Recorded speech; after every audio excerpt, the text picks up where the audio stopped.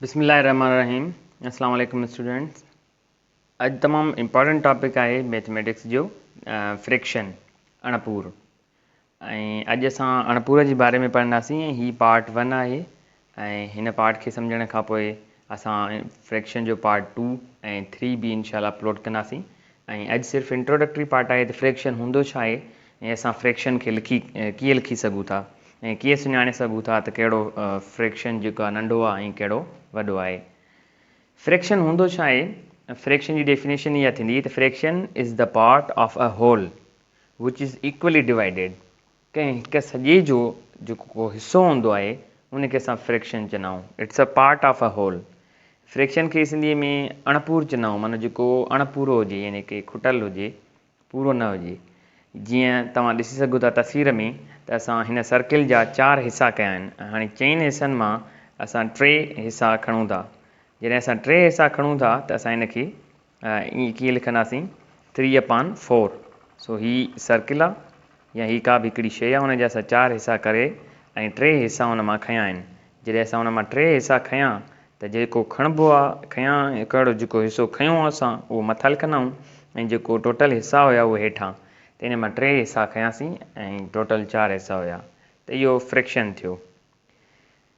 Fraction में जॾहिं असां फ्रैक्शन लिखंदा आहियूं त जेको मथां अंश लिखंदा आहियूं उनखे न्यूमरेटर चइबो आहे ऐं जेके टोटल पार्ट्स असां हेठां लिखंदा आहियूं उनखे डिनोमिनेटर। त न्यूमरेटर खे सिंधी में असां चवंदा आहियूं अंश ऐं डिनोमिनेटर खे सिंधी में चवंदा आहियूं छेद। अंश ऐं छेद हिनखे चवंदासीं।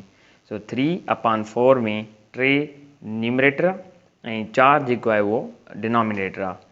न्यूमरेटर छा शो कंदो आहे त जेके नंबर ऑफ पार्ट्स टेकन, जेतिरा हिसा असां खयां, ऐं डिनोमिनेटर छा ॾेखारींदो आहे त टोटल केतिरा हिसा हुया। फॉर एग्ज़ाम्पल असां ॾिसूं त फ्रैक्शन कीअं लिखिबो आहे त कंहिं बि शइ जा असां जेतिरा हिसा कयूं था उहे लिखिबा डिनोमिनेटर में। मिसाल असां ही गोल आहे हुनजा 4 हिसा कया आहिनि त डिनोमिनेटर में असां लिखंदासीं 4। हाणे इन मां खणूं केतिरा था? फॉर एग्ज़ाम्पल असां हिन मां 2 खणूं था। हाणे 2 हिसा असां हिन मां खयां त 2 मथां लिखंदासीं न्यूमरेटर में। सो 2/4 जो मतिलबु आहे त 4 हिसा हुया टोटल, उन मां असां 2 खयां आहिनि।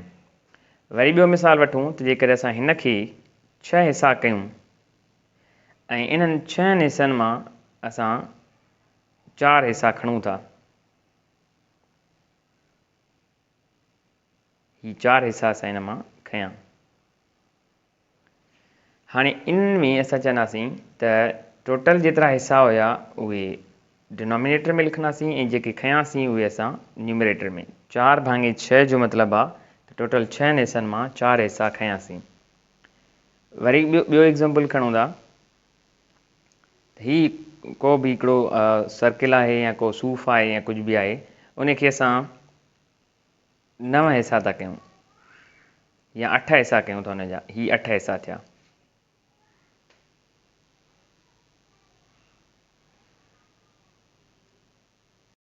हाणे हुननि 8 हिसनि मां 3 हिसा खणिजनि था। हाणे ही 3 हिसा असां हुननि 8 हिसनि मां खणूं था।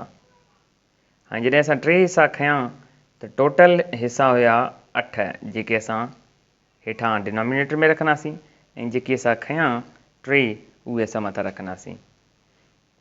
हिन खे जेकॾहिं असां 2 हिसा करे ऐं हिकिड़ो हिसो खणूं त इनखे असां कीअं लिखंदासीं त ही 2 हिसा हुया, खयोंसीं हिकिड़ो, ऐं 1/2 जो मतिलबु हूंदो आहे अधु, तंहिंजे करे असां हिन मां अधु खयोंसीं। त इन तरीक़े सां असां फ्रैक्शन्स खे लिखी सघूं था।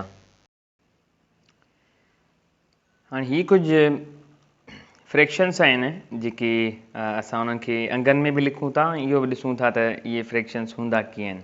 नंबर पहिरियों त आहे होल सॼो, तंहिंजे करे हीअ त सॼो ई सर्किल सॼो ई थियो। फॉर एग्ज़ाम्पल असां हिन माना कुझु खयों आहे ऐं हिन में कुझु ऐड कयूं था, इहो होल आहे। इन खां पोइ आहे 1/2 जो मतिलबु हूंदो आहे कंहिं शइ जा 2 हिसा करे ऐं उन मां हिकिड़ो खणिजे, यानी कि अधु। 1/2 जो मतिलबु हूंदो आहे अधु। त हीअ असां उनजो अधु खयोंसीं ऐं उन खां पोइ ऐं 1/2 यानी कि अधु हीअं लिखिबो 1/2। उन खां पोइ आहे 1/3 माना कंहिं शइ जा असां 3 हिसा कयूं ऐं उन्हनि 3 हिसनि मां हिकिड़ो हिसो खणूं त हीअ 3 हिसा कयासीं असां हिन सर्किल जा ऐं हीअ हिकिड़ो हिसो असां हितां कढूं था या खणूं था त इहो थींदो 1/3 माना टियों हिसो ऐं इनखे असां अंगनि में लिखंदासीं 1/3। उन खां पोइ आहे 1/4। 1/4 जो मतिलबु आहे त असां कंहिं शइ जा 4 हिसा कयूं ऐं उन मां हिकिड़ो हिसो खणूं। इहो थींदो 1/4 माना चोथों हिसो 1/4। उन खां पोइ 1/5 कीअं लिखंदासीं त कंहिं बि शइ जा यानी की हीउ ॾिसो हीउ सर्किल ई आहे उन जा 5 हिसा कजनि ऐं 5 हिसनि मां को हिकिड़ो हिसो खणिजे। त हीउ सपोज़ हिन जो हिकिड़ो हिसो खयूं असां 5 हिसनि मां त इनखे चइबो 1/5 माना 5हों हिसो आहे 1/5 इनखे लिखंदासीं। साॻे तरीक़े सां 1/8 जो मतिलबु हूंदो आहे त कंहिं शइ जा असां 8 हिसा कयूं ऐं उन्हनि 8 हिसनि मां असां हिकिड़ो हिसो खणूं था त हीउ असां उनजो हिकिड़ो हिसो खयोंसीं ऐं इनखे लिखंदासीं 1/8। 1/9 कीअं लिखिबो कंहिं इन शइ जा असां 9 हिसा कंदासीं। सपोज़ हीअ 9 हिसा हिन जा कयूं था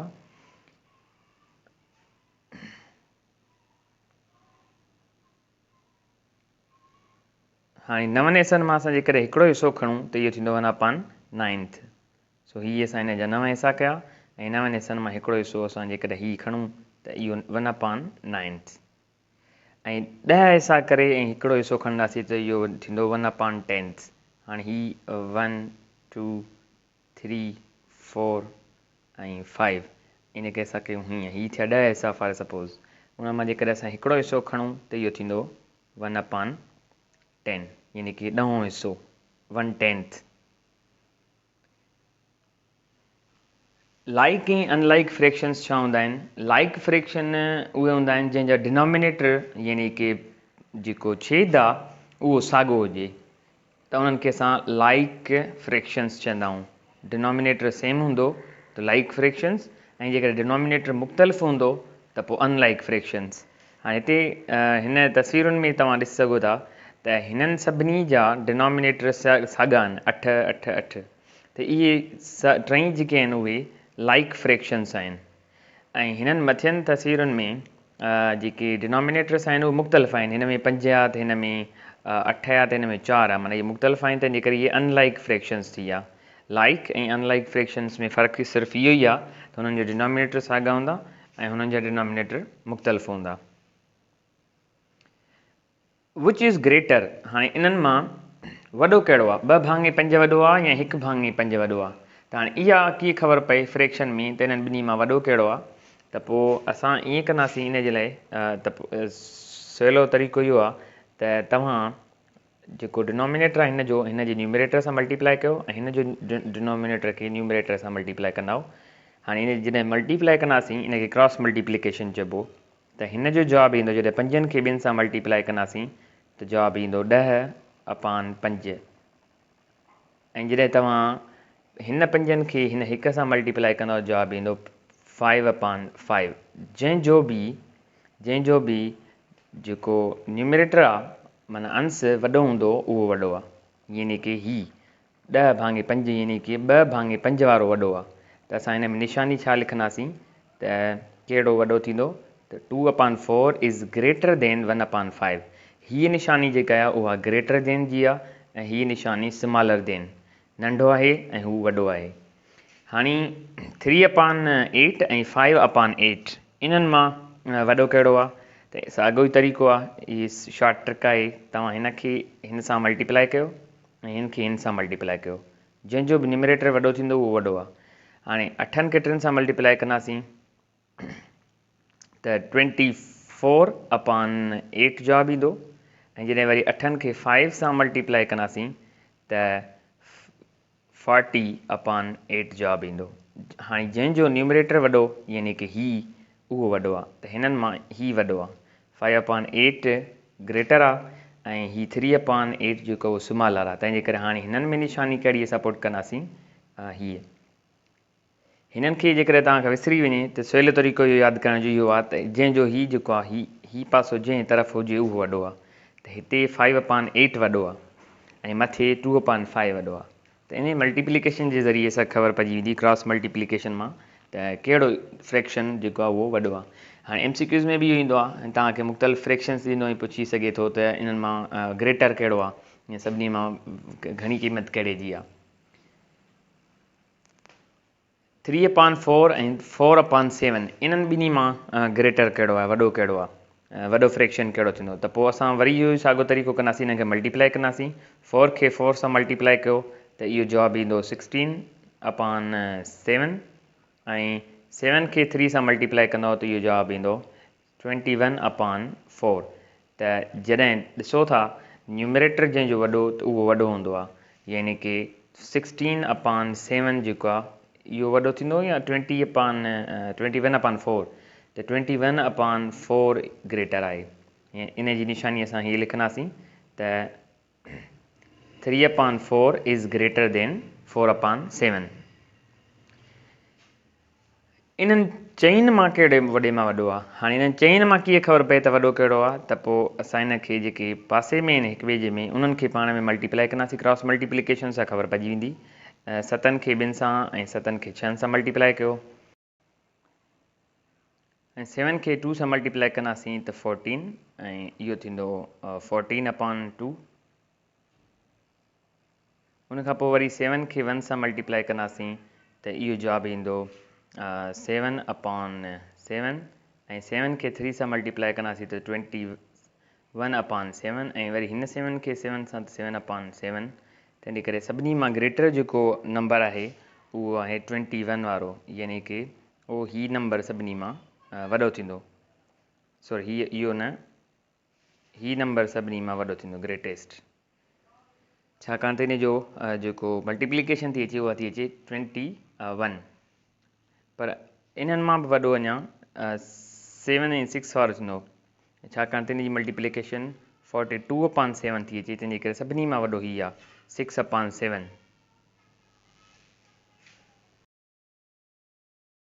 विच इज़ ग्रेटर 5/9 और 4/5? इन्हनि ॿिन्ही मां वॾो कहिड़ो आहे? त इन जी प्रैक्टिस बि इहा ई आहे साॻी, 5/9 एंड 4/5। इन्हनि खे मल्टीप्लाई कंदासीं, 5 खे 5 सां मल्टीप्लाई कंदासीं त आंसर ईंदो 25/9 ऐं 9 खे 4 सां त 36/5। त जेको 36/5 आहे उहो वॾो आहे नंबर, तंहिंजे करे 4/5 बि वॾो आहे हिते। त इहो हिते हिन में निशानी ॾींदासीं 5/9 इज़ स्मॉलर देन 4/5, छाकाणि त 4/5 जेको आहे उहो वॾो आहे, तंहिंजे करे उहा निशानी इन तरफ़ कंदासीं। असेंडिंग ऐं डिसेंडिंग ऑर्डर छा हूंदो आहे? त